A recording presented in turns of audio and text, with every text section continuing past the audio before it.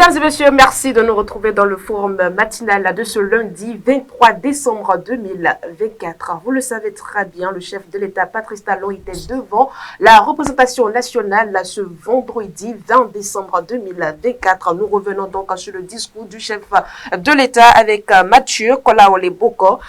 Vous étiez à l'Assemblée nationale ce vendredi et à en croire le chef de l'État dans son discours, mis à part la cherté de la vie, le terrorisme et quelques délestages, le Bénin se porte bien. Nous sommes en plein développement. Évidemment, on a senti un chef d'État très fier du parcours qu'il a eu depuis 2016 jusqu'à aujourd'hui. Pas lui seul, avec toute l'équipe qui l'entoure.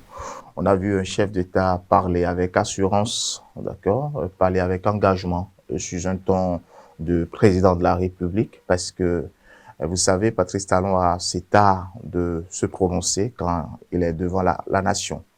Nous avons vu un président de la République très convaincu de son bilan, de sa gestion, et assume justement en toute responsabilité les limites et les avancées.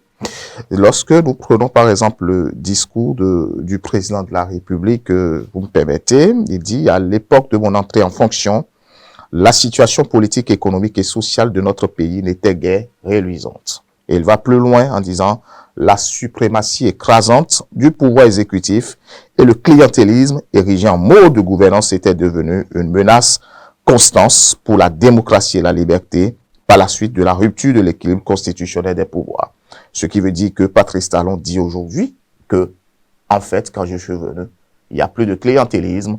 Les gens travaillent selon leur mérite et gagnent le salaire qu'ils méritent. Donc, Patrice Talon convaincu qu'il y a eu des efforts qui ont été faits dans le domaine de la corruption, dans le domaine de l'administration, dans le domaine justement du système éducatif, de l'éducation, etc., etc. Donc aujourd'hui, lorsque vous avez suivi le discours du président de la République, il est beaucoup plus aussi revenu sur la cantine scolaire. Aujourd'hui, 95%, selon le discours du président de la République, vivent et sont très heureux d'accueillir la cantine scolaire dans leur localité, chez eux. Donc, déjà, c'est un effort. Sur le plan politique, la réforme du système partisan qui a vu le jour et puis a été votée à l'Assemblée nationale et est en train de faire son petit bonhomme de chemin.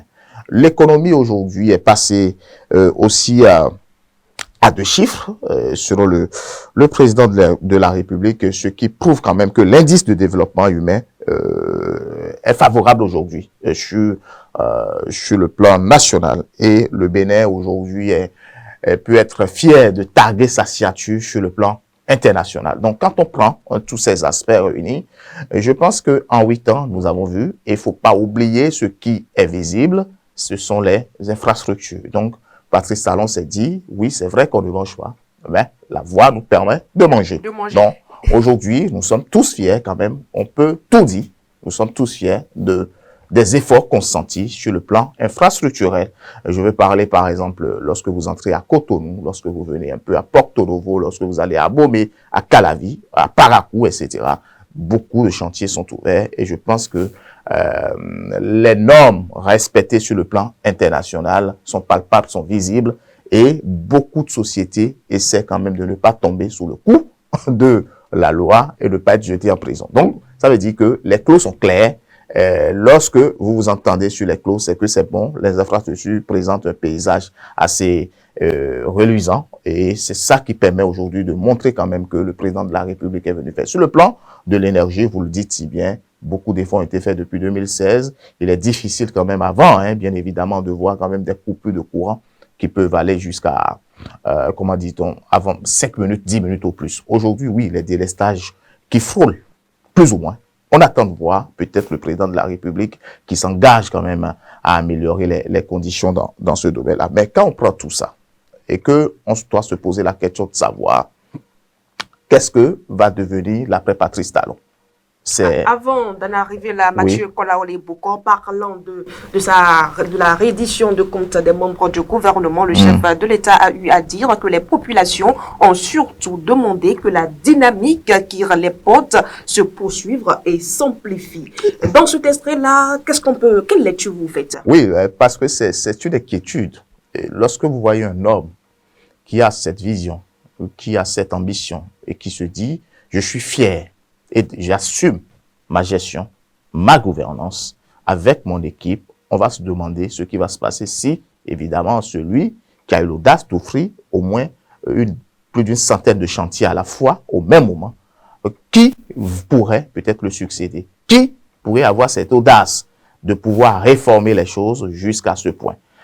Et aujourd'hui, ça craint, justement, parce que lorsque vous voyez déjà au sein des partis politiques, personne n'ose lever la tête, son petit doigt, pour pouvoir peut-être prendre des décisions courageuses. Non pas pour confronter Patrice Talon, mais on n'a pas encore des leaders, ou peut-être on en a, mais qui n'ont pas encore le courage de pouvoir démontrer par A plus B qu'ils peuvent. Il y a des gens déjà, à peine on aurait suscité leur candidature, et puis ils ont écrit que moi je suis pas dedans, etc., etc.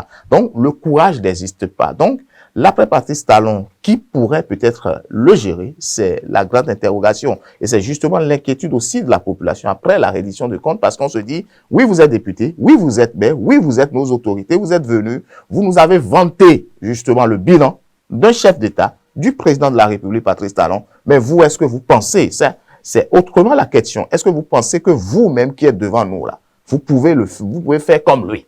Est-ce que vous êtes capable de prendre des décisions courageuses? Est-ce que vous êtes capable de maintenir la dynamique? Est-ce que vous êtes capable de nous permettre aujourd'hui de trouver nos cantines scolaires, de trouver nos infrastructures de qualité, de trouver que aujourd'hui l'indice de développement ou bien le capital humain, est-ce que vous pouvez maintenir le cap? Donc, la question reste posée et on attend de voir jusqu'où la réforme du système partisan va durer. Et vous allez voir, dans la chute du président de la République, il dit qu'il ne cédera pas à la pression, à l'intimidation, et il est convaincu que, oui, lui-même, il y a quand même que, il pourrait être, comment dit-on, le brave qui est devant aujourd'hui et qui est prêt à se sacrifier pour ses disciples. On attend de voir quel disciple pourrait avoir le courage de pouvoir venir et dire, je suis prêt à remplacer le maître et être digne de porter le nom du maître.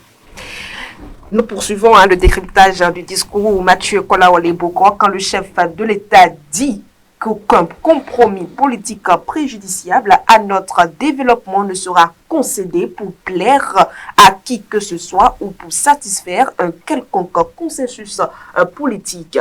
Quand vous lisez ce passage, ne voyez-vous pas ça comme une menace? Oui, non, pas une menace, pas une menace. Mais c'est pour montrer quand même que il n'y a pas deux capitaines dans le bateau.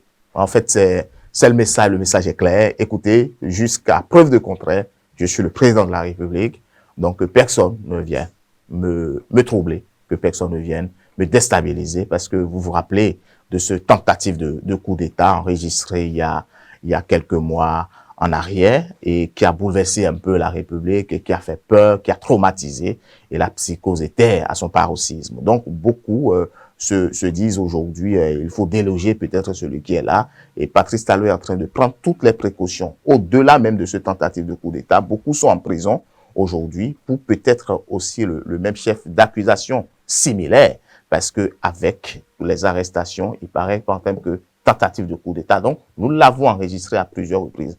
Le poste ou le fauteuil du président de la République est menacé si tant, c'est la grande question. Donc, n'oubliez pas que ça ne reste que 1 an et demi à peine pour que le président de la République, évidemment, puisse se retirer. Et constitutionnellement, il faut le préciser. Mais la grande question est que 2026 reste aussi un enjeu capital. Il faut assumer son arrière, il faut assurer son arrière.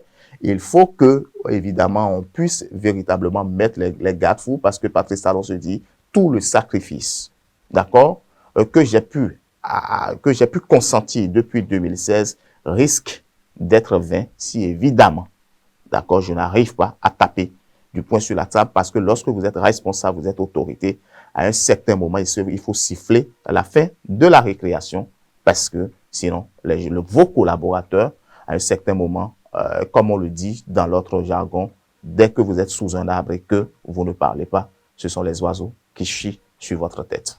Pour finir, Mathieu Kolaole Bokor, nous reconnaissons quand même que le chef de l'État a délivré un beau discours, mais n'y a-t-il pas des points qui n'ont pas été abordés, surtout quand on parle de l'État de la nation? Oui, on ne peut pas tout aborder. Il faut le reconnaître parce que c'est un discours, vous savez, il n'est pas habitué à faire de longs discours. Depuis 2016, lorsque vous suivez bien le discours du président de la République, cela ne dépasse pas 30 minutes. Au plus, 30 minutes de discours et puis il dit l'essentiel.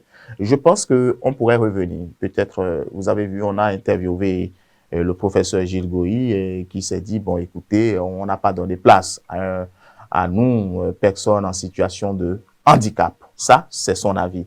Vous allez voir peut-être aussi sur les albinos qui pourraient aussi nous dire, alors, quel est notre sort?